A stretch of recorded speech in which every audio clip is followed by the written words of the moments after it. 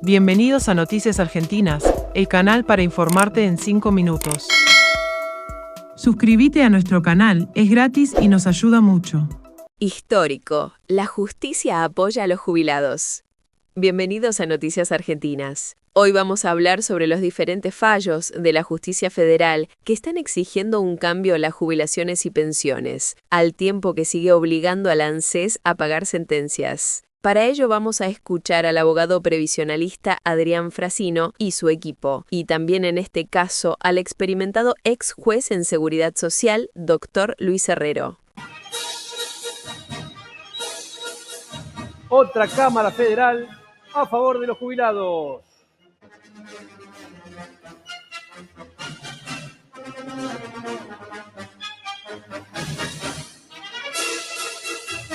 Se suma a la solución por la pérdida del poder adquisitivo de un jubilado.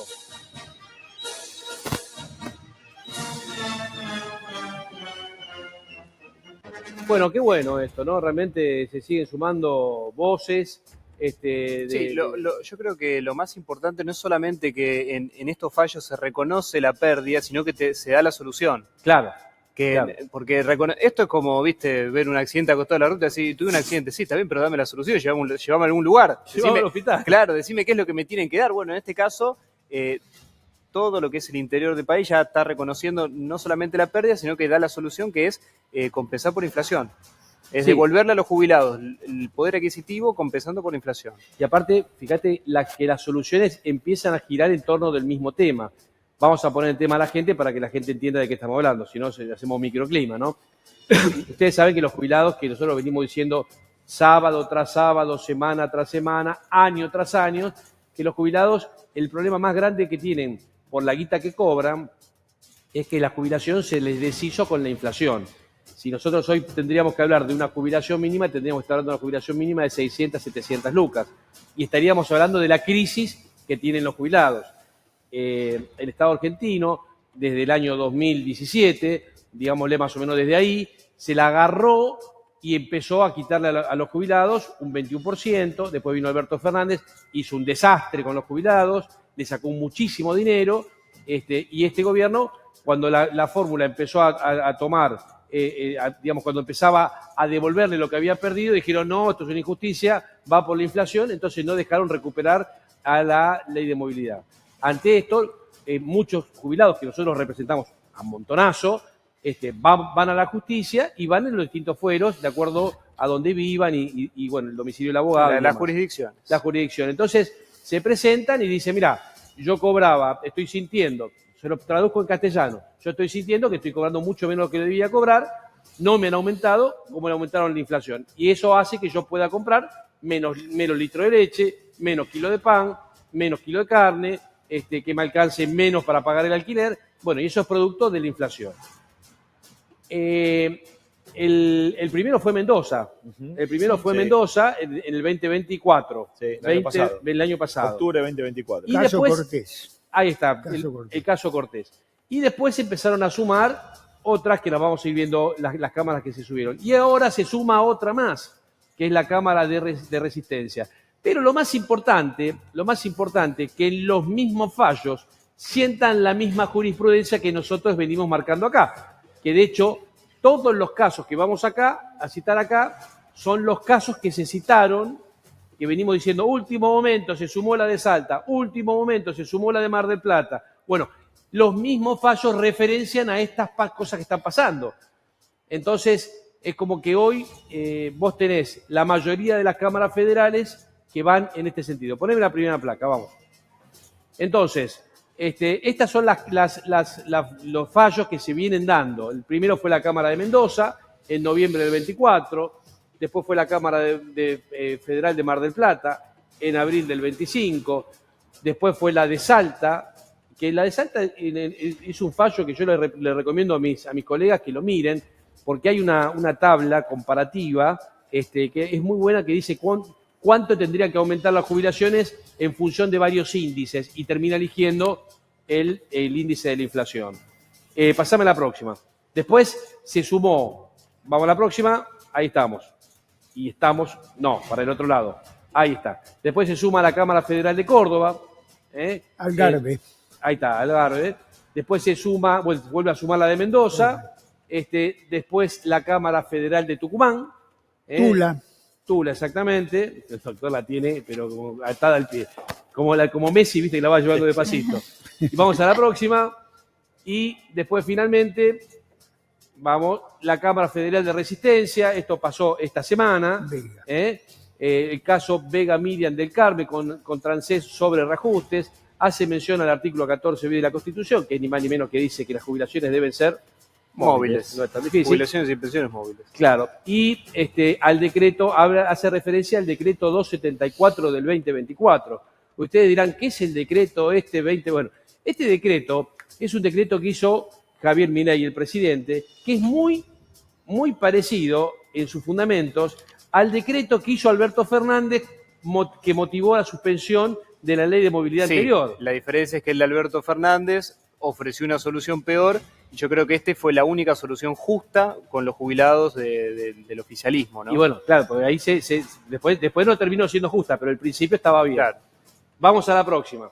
Entonces, ¿qué fue lo que decía este decreto? El decreto 274 del 2024, el presidente Milei dice que reconoce que la fórmula anterior, que es cuando alega, digamos, es a confesión de partes, relevo de pruebas, bueno, esto, cuando uno dice, bueno, vamos a hacer una demanda, no, pues escribí esto, nada más, y el presidente está diciendo lo que hay que defender.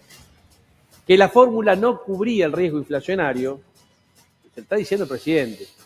Que tenía desfasaje con la evolución de la economía, o sea, que tenía una pérdida de poder adquisitivo importantísimo, que se basaba en datos incompletos y que provocó finalmente la pérdida de poder adquisitivo. Sí, lo de los datos incompletos no es menor. ¿Por qué? Porque la fórmula anterior se basaba en dos cuestiones. En el RIPTE, que es un índice salarial, y en la recaudación tributaria de ANSES. Que ese dato lo tiene el Estado nada más, claro. No lo tiene el ciudadano de a pie. Como para decir... como para chequearlo. Claro, como para chequearlo. Entonces no es justo, porque esto en realidad te afecta... No, en realidad ese dato se podía sacar, o sea, no son datos que si uno entra a la página del Ministerio de Economía, por ejemplo, en datos abiertos, el tema es que no era sencillo hacer el cálculo, cosa que esta fórmula, que es a la que refiere el decreto 274 de 2024, que es la actual fórmula de movilidad, es sumamente simple. El INDEC dice cuál es la inflación, con el desfasaje que ya sabemos que tiene de 2 meses, y se acabó. Sí, pero además lo que tenía esta fórmula es que era trimestral. Era trimestral, entonces en el interín, mientras funcionaba, mientras pasaban los meses... un desfasaje de 3 meses. Claro, mientras pasaban los meses, vos no tenías el acceso a la información de cómo iba evolucionando la fórmula. Tenemos otra Cámara Federal que se suma a esta cuestión. ¿Y vos qué pensás de esto, Luis? Bueno, es un fallo muy bueno. Es un progreso respecto de lo que estamos hablando y es una esperanza para los jubilados. Sí. Esperemos que esa ola llegue a la capital federal, porque la Cámara de Seguridad Social, donde yo me desempeñé 35 años, todavía no ha emitido ningún fallo. Sí. Y todos estos fallos de las cámaras interior declaran inconstitucional la ley de Fernández, la 27609.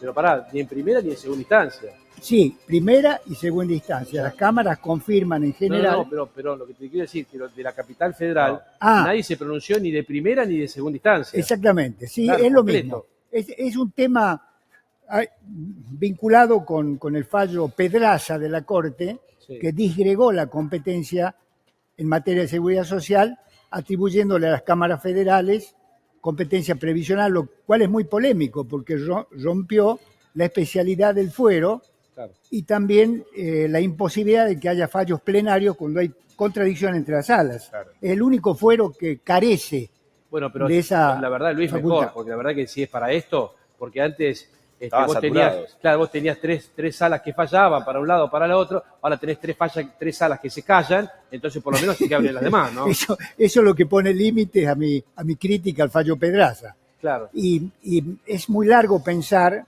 y entraríamos en otro espacio, ¿por qué el fuero de la Seguridad Social de la capital federal no sea noticia de que existe una garantía constitucional, que es la movilidad, que están protegiendo las cámaras del interior y que acá se mira para otro lado? ¿Y por qué es esto? Y esto se debe a que el Consejo de la Magistratura, que es el que fabrica a nuestros jueces, los vigila a través de la Comisión de Disciplina, bueno, está manejado por el poder político. Y el poder político central es el gobierno nacional, que tiene delegado en el Consejo de la Magistratura. Somos el único país en el mundo que viola la división de poderes y permite cogobernar a representantes de los otros poderes. Ahora, y si acá aplaudimos todos, todas las academias, nadie se da por enterado. Yo soy el único crítico, pero jamás se acercó alguien para decir, vamos, peleemos juntos para recuperar esa facultad de que son inherentes al juez, a la justicia. Saquemos los políticos del Consejo para que los jueces sean jueces. Bueno, pero como eso no va a pasar. sucede en todo el mundo. Vos pensás que lo que se estaba promocionando, o lo que se estaba tratando de conseguir, era que los jueces fueran populares, que fueran elegidos por el pueblo. No, o sea, no, entramos... La locura total. Sí, pero pará, si los jueces ya están nombrados, tenerle miedo al Consejo de la Magistratura, a un juez que ya está nombrado, es como que yo le tenga miedo, no sé, al Tribunal de Disciplina. Sí, pero ¿cómo haces para ascender a la Cámara? Claro. Los que ya están en la Cámara. Ah, los que están en la Cámara, bueno. No. Sí. Los jueces concursan, los jueces jóvenes de primera instancia, y ellos no quieren tener un apercibimiento del Consejo de la Magistratura. Les frustra la carrera judicial o un llamado de atención del Consejo de la Magistratura. ¿Pero por qué llamaría la atención? ¿Por tener un fallo? Bueno, le abren expedientes. A mí me abrieron expedientes para echarme y con denuncias falsas. Y había negociaciones políticas que me ponían al borde ahí es más claro, la Constitución. ahí es más claro, o sea, porque te dicen... Entonces, yo he vivido esa circunstancia. El poder político pacta entre ellos y decide qué hacer con los jueces independientes y con los jueces sumisos. Generalmente a los jueces sumisos, al poder, los protege. A los jueces independientes que protegen las garantías constitucionales de las que habla Adrián, los persigue. Sí, el sistema... recordemos que él, particularmente él, llegó un momento que no tenía casos. ¿Te acordás? O sea, no tenía, te recusaban permanentemente. Me recusaron sin causa para que yo no toque un expediente de ANSES. ANSES recusaba. ANSES recusaba. Aclaremos, todos los abogados no queríamos recusarlo. Sí. Era el Estado el que recusaba al doctor Herrero porque no quería que participara. Y lo más triste es que estas recusaciones se tramitaron en mi fuero y tuvieron apoyo de todos mis colegas. Claro. Esa es una tristeza que llevo adelante yo. En lugar de ponerle freno y seguir la doctrina de la Corte, que en el 2012 la rechazó a las recusaciones en durísimos términos contra el ANSES, en el caso Aguilera Grueso, continuaron hasta el 2015 el trámite de las recusaciones y paralizaron 15.000 expedientes de jubilados en la sala segunda. Claro. Por tramitar estas recusaciones, esos expedientes quedaron paralizados. No hay una sola denuncia en el Consejo de la Magistratura de nadie, ni de los abogados, ni de los jueces, vos fíjate lo que estamos para que hablando. se investigue pero ese ilícito. Vos fíjate lo que estamos hablando, que un ex juez federal de la Nación, ¿no? Ha sido perseguido en democracia para que sus fallos sean, digamos, no perjudiquen al evitarlos. Entonces, estamos hablando de algo tremendo. Sí, pero encima, porque si vos me decís, digamos, ¿no? ¿por qué vamos a evitarlos y porque son un espanto? No, vamos a evitarlos porque son buenos para la gente. No nos sirve a nosotros, pero a la gente sí. Sí, aparte, convengamos que la sala no la integrás vos solo. No, éramos, obviamente, tres. O sea, son tres, o sea, no es que es uno solo que vamos a darle con todo esto. No, eran tres. ¿Sabés qué pasa? Cuando la justicia no la dejan operar, el problema es que vos dependés, en este caso, o del Poder Ejecutivo o del Poder Legislativo. Y se ha demostrado en esta campaña que fue una campaña 100% política, no hubo una propuesta. Si yo les digo, ¿qué propone estos nuevos concejales, estos nuevos legisladores? Nadie dijo que había que asfaltar una calle. Claro, pero es lo que te digo, los problemas ya lo sabe la gente. Lo mismo que salen los gobernadores diciendo, porque los jubilados están mal, ya lo sabemos que los jubilados están mal. ¿Ahora qué hacemos? Ahora, ¿qué hacemos con eso? Claro. Entonces, bueno, la justicia, en este caso, que es lo que yo decía, cuando salen estos fallos de las cámaras nuevas, traen no solamente que reconocen la problemática, sino que te traen las soluciones. Entonces, que vos no dejes a los jueces traer soluciones, es que la gente va a seguir con el problema. Luis, para que digas, ¿cómo decía Massa? ¿Por sí o por no? Por sí o por no. ¿Vos esperás que el fallo de la Corte sea rápido o no?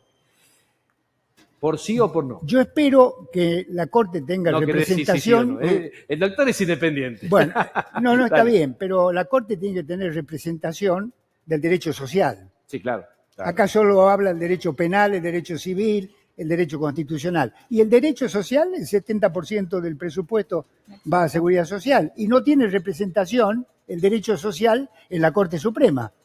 Ese es un freno para que la Corte decida con criterio protectorio las causas de la seguridad social. Ahora, no hay jueces sociales. ¿Vos sabés qué porcentaje de casos tiene la Corte respecto, viste que tiene, cuál es el stock de la Corte? Tanto, ¿qué porcentaje? El es de jubilados? 60% de las causas que se tramitan a la Corte son previsionales. O sea que si los jueces de la Corte sacan un fallo, liberan la mitad de su stock. Pero por supuesto, ¿y por qué no lo sacan? Para cuidar las cuentas públicas y entran en hacer política económica los jueces, tarea que no les compete, sino proteger las garantías constitucionales. La Corte siempre dijo, somos un tribunal de garantías, protector de garantías constitucionales de la gente y último intérprete de la Constitución Nacional. Y como decía Vidal Campos, cuando la Corte interpreta la Constitución, esa interpretación forma parte de la Constitución. Bueno, pero por Entonces eso es una forma de poner en caja al poder político. Cuando el fallo es protectorio de garantías, el poder político, ordenemos las cuentas. Bueno, pero yo reitero en este caso, por ejemplo. Orientemos el gasto. Sí, claro. Toman medidas acordes a lo decidido por el alto tribunal. Así debe funcionar el Estado de Derecho. Pero cuando la Corte es condescendiente con los incumplimientos constitucionales y con la violación de las garantías constitucionales, se genera una situación de desesperanza que es la que estamos viviendo hace mucho tiempo en Argentina. Si vos tenés un jubilado amigo tuyo, que debes tener algún jubilado amigo tuyo. Sí, claro. Y te dice... Muchísimo. Luis, querido, ¿cómo andás? Bien, empezás a charlar, te tomás un vinito, comes una carne, qué sé yo, un asadito, lo que sea, y te dice, Luis, ¿qué hago? ¿Le hago juicio ANSES o no? ¿O me quedo así como estoy? ¿Vos qué le dirías? Yo le digo, sí, hágale un juicio ANSES y denúncielo penalmente al juez que a través de una mora. A ver, yo siempre digo que cuando el juez se preserva, manda a un inocente a la guillotina. Claro. Eso no se analiza acá. Los jueces, antes de dictar una medida cautelar o una sentencia de amparo, por ejemplo, o ejercer el control de constitucionalidad, piensan, ¿qué me puede pasar a mí? Claro. Y después la dicta. No, pero acá me enfrenta con el poder político. Entonces busco argumentos para rechazar. Por eso digo, cuando el juez se preserva, manda a un inocente a la guillotina o a la hoguera, como me corrigió un amigo. Sí, claro. Entonces tenemos que empezar por ahí, para que haya jueces independientes, que le teman más a la Constitución y a la ley que al poder político.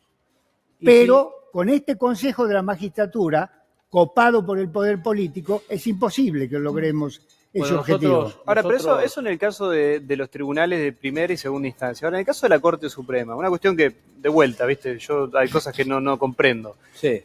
Yo entendí, por ejemplo, en el fallo Blanco, cuando Rosencrantz falla en contra, porque lo acababan de nombrar. Lo acaban de nombrar puesto por el Poder Ejecutivo. O sea, jueces que... Ahora, en este caso, que los 3 jueces que hay, ninguno los puso este gobierno. Y uno incluso viene del gobierno, digamos, justicialista. Lorenzetti. Claro. ¿Por qué no fallan? ¿Viste como yo decía al principio? ¿Por qué cuando un jubilado, que reclame, no le debe nada a nadie el jubilado? Yo creo que estos jueces tampoco le deben nada. Ahora, yo sigo siendo... Perdón, el caso Blanco, ese es un caso nuestro. Y esa sentencia la fabriqué yo, porque ahí nos querían cambiar el índice de actualización. Claro, RIPTE. El RIPTE en sustitución del ISBIC. Entonces, tardíamente ponían ese agravio generalizar la reparación histórica. en el memorial. Entonces se rechazaban. Digo yo, no, esto no lo vamos a rechazar. Lo vamos a resolver por una resolución y en la sentencia. Así llega a la Corte Suprema.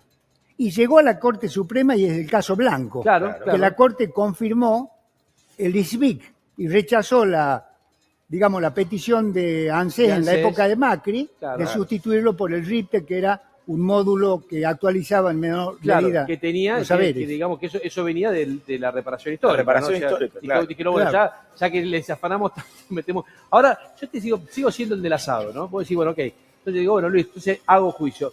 ¿Y vos qué me decís? ¿En cuánto tiempo saldrá este fallo que me estás comentando que voy a hacer juicio, pero como vivo en Capital, el de primera instancia no dice nada, el de segundo, entonces mi abogado me va a llevar a la corte? ¿En cuánto tiempo saldrá este fallo de corte? ¿Se te ocurre? ¿Tenés alguna idea?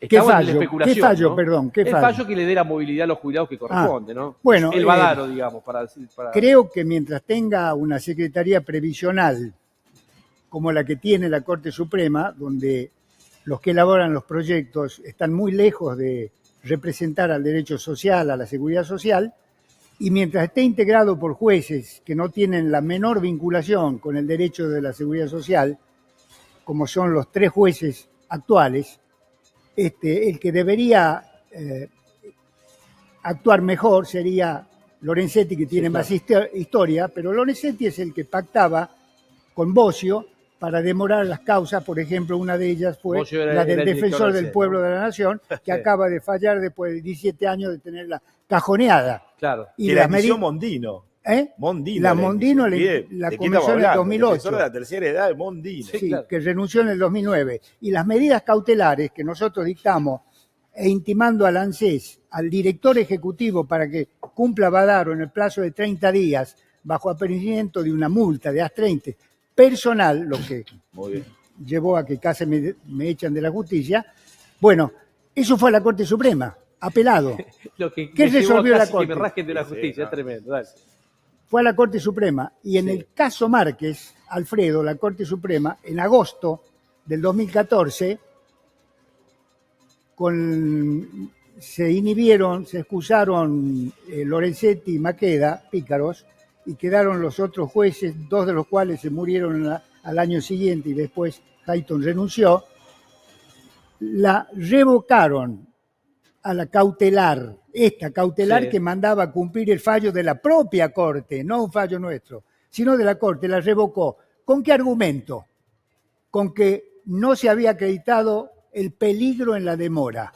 El Bueno, señor, vos sabés que, el señor Márquez Sí. tenía 85 años, tenía cáncer y murió en agosto del 2014, el mes en que la Corte le rechazó la cautelar con este argumento. Bueno, ahí está. ahí Discúlpenme, cuando yo critico a la Corte tengo elementos para hacerlo. tenés. Sí. Ahora, de todas maneras, yo venía pensando, viste que hay gente que piensa, yo pienso en el derecho, ¿no? Y yo pensaba, nosotros estamos armando una acción internacional que vamos a presentar la semana que viene o la otra, ya tenemos casi terminada. Y la verdad que uno se pone a pensar, y los fundamentos del amparo son los fundamentos por los cuales uno tiene que defender esta situación. Porque, a ver, el amparo es la vía judicial más rápida para resolver una cuestión donde hay un peligro inminente. Básicamente, después, bueno, todo lo de la demora y todo lo demás, pero digamos, el peligro inminente. Y acá el peligro inminente está directamente vinculado con el tiempo del goce del derecho. O sea, yo tengo un derecho que me lo guardo en el bolsillo y cuando vos falleces te lo doy, no sirvió de nada. Entonces, la justicia, para que haya justicia, es que la persona que tuvo su daño, donde tuvo su derecho vulnerado, que vos tengas que se lo repongas y que sobre todo lo pueda disfrutar. Porque estamos hablando de jubilaciones que no es una causa civil, que es lo que dice el doctor, es una causa social que está directamente vinculado con una persona que no puede conseguir laburo, es un vulnerable de verdad, Y las condiciones de vida Con digna de la persona. un derecho de carácter alimentario. y aparte, Ese es el problema. vos, y con esto termino y vamos a los mensajes de la gente, que está directamente vinculado con la expectativa de vida. Vos sos una persona sana, ¿qué podés lograr? Vos con una persona sana lográs que una persona pueda vivir más tiempo. Y para que sea sana, ¿a qué está vinculado? Primero, a que viva bien, que no tenga estrés. El estrés destruye, es el cáncer más violento y más moderno, el estrés. Entonces vos a la persona dándole lo que corresponde, ya por lo menos puede ser que tenga otras cosas, pero con eso lo tranquilizás. Después, el tema de la calidad de la comida. O sea, vos comer sano no es lo mismo que comer cualquier cosa, Tercero, el tema de los medicamentos, que vos tengas los remedios que te puedan ser suficientes como para que vos puedas extender tu vida. Sí, sin Si la tenés- medicina la gente se moría a los 40. Exactamente. Viste que no es antivacuna, bueno, hoy con la vacuna, bueno, ok, todas esas cosas que pasan. Entonces, yo creo que el peligro en la demora es realmente, por lo menos me parece Y Claro, que además, claro. para después, en la cuestión, es la base de la cuestión. digamos, en la ¿no? cuestión procesal, sería entendible un proceso largo si hubiera mucho que probar, si hubiera cosas, viste, que el derecho hay que buscarlo, hay que encontrarlo, pero en este caso es muy claro. Sí, sí, Es sí. muy claro, Pero es la, una es la cosita, inflación sí. versus El jubilados. derecho de la seguridad social es vincula el derecho a la Constitución y a los tratados internacionales con el hombre sin intermediarios. El derecho patrimonial, comercial, son intermediarios entre el derecho y el hombre. La Sí. seguridad social opera en forma directa porque tiene que ver con la salud, con la enfermedad, con las Claro. condiciones de vida digna. Y no le dan importancia a la seguridad social. Generalmente los abogados, y ni hablar jueces, lo primero que dicen, yo no sé nada de seguridad social, lo dicen con soberbia. Pero yo digo, pero nunca dicen, yo no sé nada de civil, yo Claro. no sé nada de penal. Sí. Pero se atreven a decir porque la denigran a la materia y es la única que está vinculada con el hombre, con la esencia del hombre. La Corte lo ha dicho, pero no lo practica a través de los fallos. Bueno, vos sabés que uno de los motivos por los cuales yo me decidí a este fuero es por la satisfacción propia que tengo cada vez que logro que una persona ponga las cosas en las condiciones que tienen que estar. No, lo mismo que nos pasa con los amparos de salud. Tal Claro. cual, tal cual. Bueno, y nosotros lo hemos vivido en carne propia. Nosotros tuvimos un hijo que yo tengo un hijo que tuvimos que dos veces en 10 años, con 10 años de diferencia, 2 veces tuvimos que ir a la justicia para que la prepaga le cubra lo que tiene que cubrirle. O sea, nosotros vivimos en carne propia las cosas que pasan, y no solamente por lo que nos pasa a nosotros con nuestra historia familiar, sino que pasa con nuestros familiares, con nuestros amigos, con nuestros clientes, que nosotros después de tantos años, vos pensás que antes un juicio empezaba y terminaba, capaz que duraba 7 años, porque ahora dura 3 años un juicio, pero capaz que duraba 7 años, pero a los 7 años se terminaba.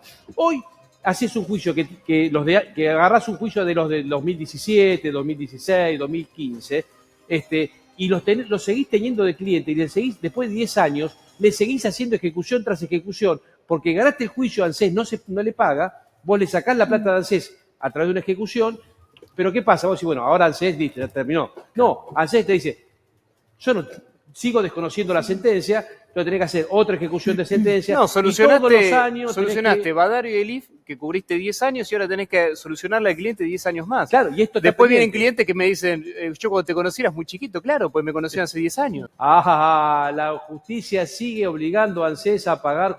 Esto es un tema importante, porque obviamente vos hiciste el juicio, lo que estamos diciendo, ¿no? Ganaste el juicio, lo querés cobrar, ¿lo podés cobrar? No lo podés cobrar. Entonces, como nos pasó con la amiga de San Juan, ahí mirá, mi hijo me está reclamando. Me dice, che, a mí no me mandás saludos, un beso para Juan Ignacio. Si mandan al defensor OC, Instagram lo van a tener a Juan Ignacio, que sabe un montón de este tema y lo va a ayudar. El defensor OC en Instagram, ¿no? Bueno, entonces la justicia sigue obligando a ANSES a pagar sentencias. Traemos algunos de los casos, como hacemos todos los sábados. Los casos que traemos son gente que nos escribe de acá. O sea que, ¿cómo es el teléfono? 4173. 22-22. Ya sí, me equivoco. Sí, lo tenemos hace bastante ya. Sí, bueno, pero la edad avanza y... Dale, poneme la próxima. Entonces, acá tenemos el caso de Cristina, que no le pagaban su sentencia, fíjate, ¿no? Y presentamos el marzo del 25 la liquidación y ya la tenemos aprobada. ¿Qué me dice, don Fede? Bien, ¿eh? Está bien, ¿eh? Bien. Cuando avanza la cosa es divertido y está buenísimo. Cuando no avanza la cosa es un embole. Se pone Pero bueno, heavy. ¿Pero ya cobró? no, tenemos la liquidación aprobada. Pará, bueno. Hace la pregunta del que Vamos está del nosotros. otro lado. Pero para la liquidación aprobada es un cheque. Es mucho, ya, La claro. liquidación ya no es, Sí. ya no es una expectativa, es que te deben guita y directamente. Y se determina cuánto. Fíjate cuánto, Luis. Poné la próxima, vamos. Bueno, fíjate cuánto tenía que cobrar. Tenía que cobrar 967 lucas. Era un juicio que tenía unos cuantos años que ANSES se negaba a pagarlo. La verdad, no se había presentado la ejecución en su momento, la presentamos nosotros, nos la aprobaron. ¿Y cuánto tenía de retroactivo? 28.165.000 Reíste, Luis, ahora. pesos. 28 palos. ¿Sabe cómo se las tomó? A la costa amalfitana se está yendo derecho. ¿Pero la cobró? Ahora la va a cobrar. Ahora la va a cobrar. La No, cobran pero antes del fin de año. antes de fin de año la va a cobrar, se la va Claro. a llevar a su casa. Pero vos pensás que hablando en serio, ¿no? Vos tenés una persona que gana 600 lucas que tenía que cobrar un 50% más y cuántos años hace que tenía... Fíjate cómo le cambia una persona entre... Porque, viste, uno dice, ¿no? Pero realmente vivir, vos que sos economista, ¿qué diferencia hay entre vivir con 600 lucas y 900? Es tremendo. Claro, la calidad de vida te cambia muchísimo, abismalmente. Además, creo que también pasa por un poco como lo que estaban comentando antes, el tema de derechos, el tema de merecer algo que vos te ganaste, algo que realmente te pertenece. Es desde el lado también de la transparencia de la Argentina, y creo que un poco buscamos eso, creo que un poco también se reflejó eso en las urnas el día domingo pasado, y que también esperamos en octubre que pueda caminar hacia adelante la transparencia de toda la Argentina, y sobre todo la independencia de los poderes también, porque así es como llega la justicia a nuestro país. Mira, es la diferencia entre poder alquilar o no. En promedio en Cava, 655.000 pesos Pará, el alquiler. Eso lo vi, Vanessa, es tremendo. 600, no puede alquilar esta señora con ¿Es cierto que hay alquileres de 2 ambientes, $1.000? No, es tremendo. Pero ¿cómo hace la gente para agarpar 1.300.000? No. O sea, estamos hablando de 2 personas que pues aparte, o sea, vos lo alquilás a 1.300.000, 1.400.000 por mes. Tenés que tener del otro lado, por ejemplo, una pareja que tengan ingresos de por lo menos 4 millones para que te puedan pagar eso. O sea, Y los jubilados, con la cuestión de los servicios y demás, que comentaba Adrián, que aumentaron más que el promedio del IPC, y en la canasta de jubilados, lo que es vivienda y servicios, tiene un porcentaje mucho más alto que la canasta general, por lo que todo esto se hace todavía mucho más pesado para este grupo de gente. Que si nos vamos, por ejemplo, ¿no? a analizar esta canasta, ¿no? Porque la canasta, digamos, es representativa, pero después está la calle. Claro. Decir, soy jubilado de Capital Federal, ¿cuánto es la canasta? La canasta no es $1.000.000. No es $1.000.000. Si te cobran por alquilar $1.000.000, o sea, solamente ese componente sería el 100% de la canasta. Sí, pero entonces hay canastas mucho más caras. Perdón, te tiro así el bombazo. ¿Vos sabés cuánto es el ingreso promedio en Capital Federal? El ingreso promedio de las personas, del sueldo promedio. ¿Lo tenés eso más o menos? Y de una familia, no, el ingreso promedio, el sueldo promedio, y debe estar en algo de 1 millón y pico. Claro, por eso. Entonces, ¿cómo? O sea, yo creo que hay una etapa de familias que han heredado las propiedades de sus padres, porque hoy realmente comprar es complicado, y eso se empieza a diluir, porque, ponele, yo me muero, tengo 3 hijos, mi casa, poner el caso hipotético, se lo dividen entre los 3. Ahora, después, cuando es un 30%, y eso se empieza a diluir cuando estos tienen 3 hijos, y o sea, le va a tocar 10% a cada uno. Entonces, cada vez va a ser en el futuro un problema muy grande en estos valores de alquileres. Y aparte empiezan cada vez, viste, hay muchos departamentos vacíos. Claro, con los precios que tienen, ¿quién te lo va a alquilar? Bueno, pero yo en esto estoy de acuerdo con que la oferta y la demanda se va a acomodar. Sí, eso también pasa por un problema de fondo que hay, que el argentino perdió en largo plazo, y es decir, no puede ser propietario dentro de la Argentina. ¿Por qué? Porque tampoco hay crédito, porque tampoco hay crédito accesible, así que también un poco eso buscamos, sobre todo las nuevas generaciones, el poder tener nuestra casa propia, un derecho que por ahí nuestros padres o abuelos lo tuvieron en la Argentina en otro momento. Creo que es muy importante que los gobiernos de ahora en más puedan tomar esto como agenda, porque realmente queremos tener la oportunidad de poder, en vez de pagar, como bien lo decían, un alquiler que encima es carísimo, poder pagar nuestra casa con una cuota módica, y realmente de esa manera vamos a tener más previsibilidad dentro de nuestra vida y también, bueno, formar una familia. O sea que no pueden tener medicamentos dignos, no pueden tener una alimentación digna. Y ahora ya no pueden alquilar dignamente. O sea, ya no sabemos en cuál es la condición del jubilado con 370.000 Sí, aparte, ojo que los jubilados votan, ojo que los jubilados votan, después no nos sorprendamos. Suscríbete a nuestro canal para no perderte estas noticias. Si te interesó esta noticia, por favor compartila para que más gente la vea y regálanos un me gusta para ayudarnos a crecer. Gracias.